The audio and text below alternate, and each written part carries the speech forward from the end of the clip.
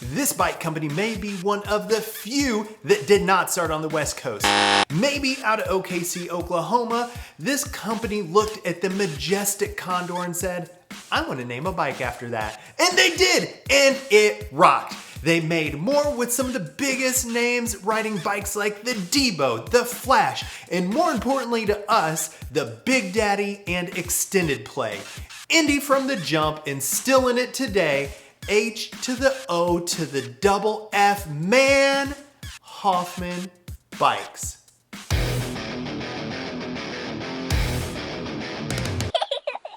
What up people, Derek here with Bendy Tubes, and this is our last big dog company. We've covered GT, Dyno, Schwinn, and Haro, and now the last of the OGs, Hoffman.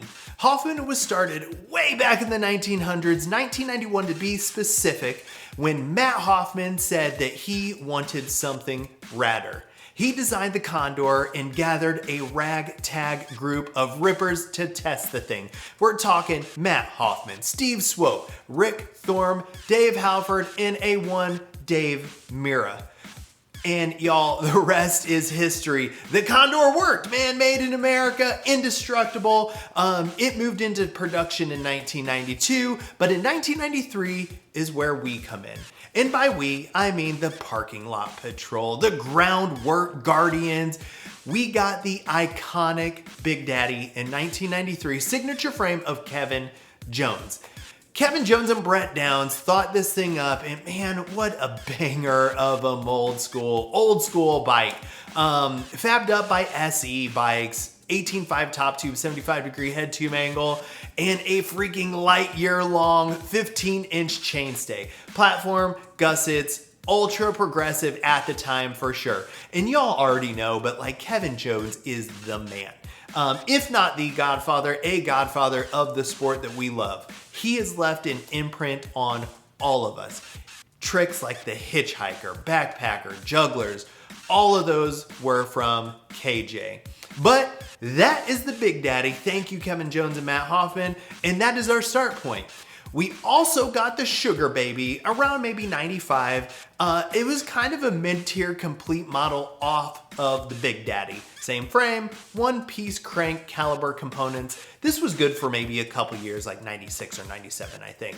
And before I jump into the super bangers of mid-school bikes, we also want to mention the SD4.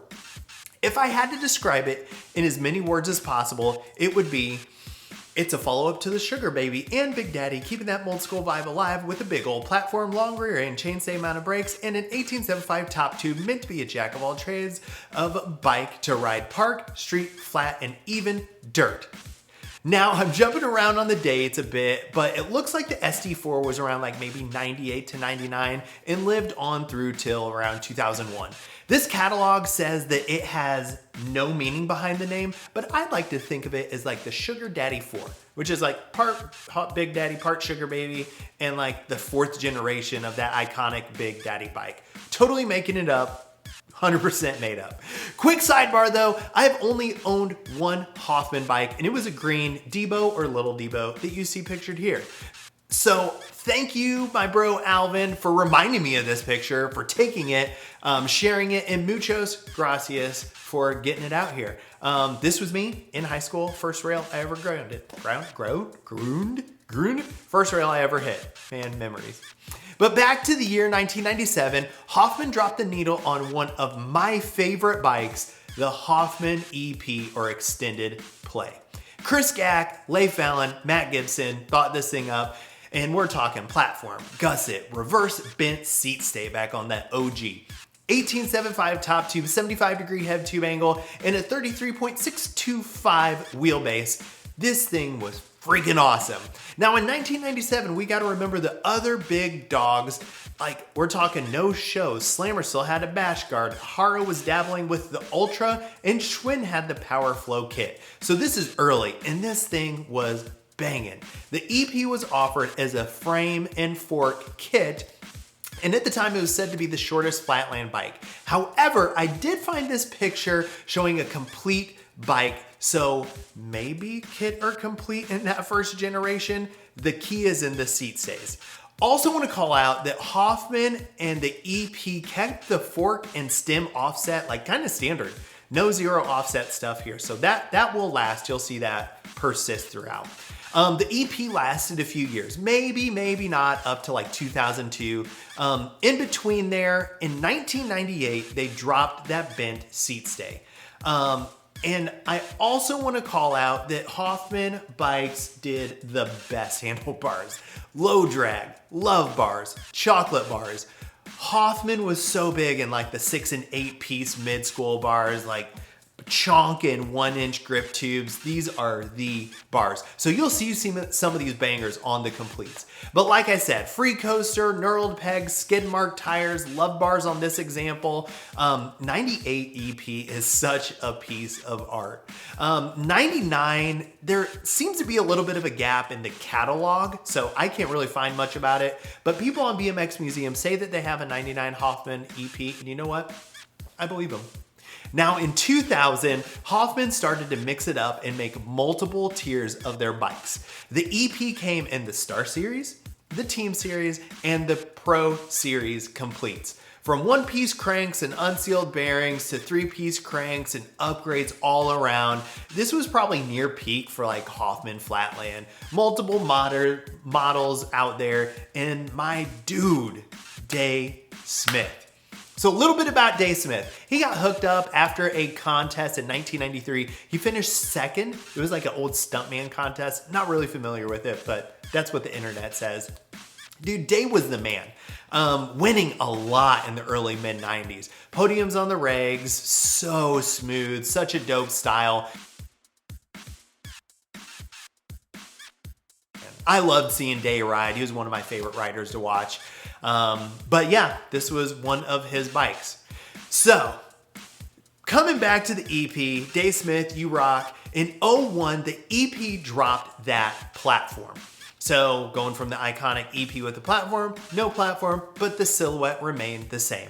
And then, like I said, I think in 02, the EP ran out of record. Now, my favorite offering at the time was an Evel Knievel Pro model. Man, this thing is so American with that paint job. And they changed up the gusset up front to make it look like a gas tank, just to pay homage to an absolute American wild man who I'm hopefully showing here. But as I researched this video, actually, I thought that there was an Evel Knievel EP or an EK EP, but it turns out it was just a sticker pack and paint job for Leif. Still rad, still super cool for sure. So still my favorite model of the EP, even though it was never really available. But y'all, when I put my readers on, this bike was kind of confusing. And before I move on, I'm gonna pump the brakes a little bit, and that pun was intended. So back in 1997, the brake mounts were optional-ish. They made these T-slot bosses on the frame, and that's basically so that the back wheel could move fore and aft an inch. The brakes moved with it, basically. And that was their solution.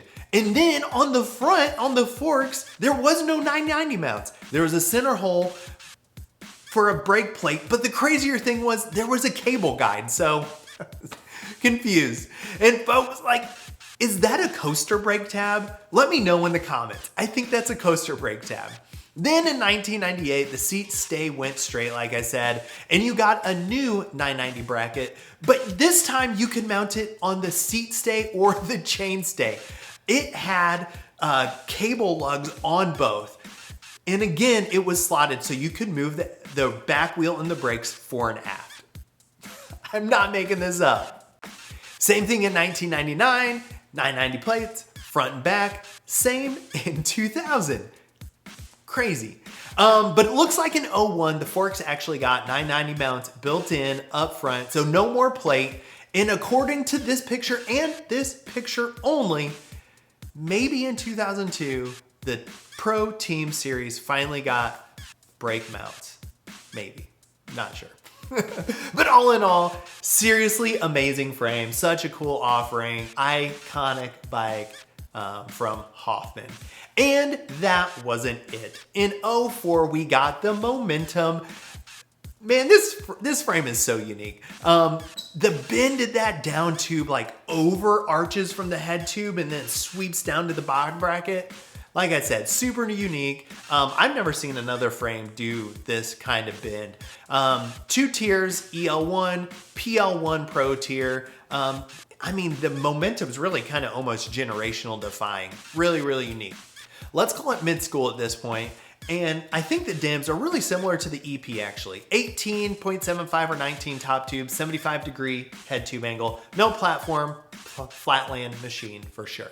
Hoffman now has the Big Daddy, the Sugar Baby, the EP, and the Momentum, and we're gonna wrap things up with the Strowler.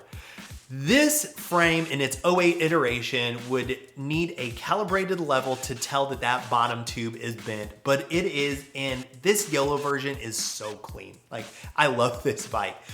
Gusset, awesome 74.5-degree head tube angle, 18.75 top tube, just like the EP, internal headset, mid-bottom bracket, tapered stays, back brakes, like it's just a whole vibe. I also want to point out really quick that the tube diameter was a little bit larger on those early versions, and you can really see that up at the head tube where they intersect. I mention this because in 2010, the Strowler got an update, and this is another ultra clean, very, very simple mid-school rig.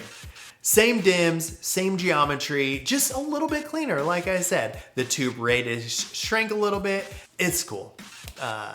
I really like this design. Y'all, this just gives off so many like OG vibes, airy Zion, really clean, simple mid-school bike. In later years, it actually got updates with some branding, logos. It had a growth spurt, went up to 19.75 for our taller riders. And I should also point out that Kevin Jones had his hand in the cookie jar with this design as well as the Big Daddy. And the rad thing is people are still rocking this bike. Like I watched Matt Wilhelm ride at Battleground. I saw Art Thompson ride at Circle of Balance on the Strowler. So it's still out there, man. It's still rocking. Heck, I mean, even Ground Whip just featured Matt Wilhelm's Strowler, which is brakeless and appears to have some big old Quammen bars on there. Like super sick. Keep on riding that Strowler, Matt Wilhelm. Sick frame, like I said, still relevant today. And Hoffman is still at it, y'all. There are retro recreations of the Big Daddy that like are out there and they're awesome. My guy Shay Snow is still riding this beautiful Big Daddy to this day. So they're still making bikes, they're still sponsoring riders. And before I end this video, like Matt Hoffman was a freaking animal. Dude was blasting mega ramps before Nitro Circus kids were even born. 50 feet, like towed in by a motorcycle. And look at this. Like I remember whenever I saw this, I think it was in Ride BMX. Dude has broke like all the bones. Like all the bones, all the tendons, all the tears. He has gotten worked over. He's probably sore all the time. But what a great dude. Like, man, Matt Hoffman, you're a stand-up guy. And Hoffman had some insane riders over the years, like Seth Kimbrough, Butcher, K-Rob, Taj Mahalik, like so many good mid-school riders. And the Flatlands, man, they had some legends. Chase G, Kevin Jones, Dave Smith, Leif Fallon. Man, Hoffman really did it all. Honestly, there's probably more to say, but like, I don't really have the words. Such a great brand. Like I said, Matt Hoffman, great dude. Really glad to cover this company. And so like, that's it for Hoffman. So side note for the channel, that wraps up the big dogs. GT, Dyno, Schwinn, Haro, and now Hoffman. But we've still got Betwixt, we've still got boutiques, and there are so many. But now y'all have been educated on the OGs of mid-school flatland. So that's it, man. Hoffman, 30 years of bikes and radness. As always, Derek, Bendy Tubes, thanks for watching.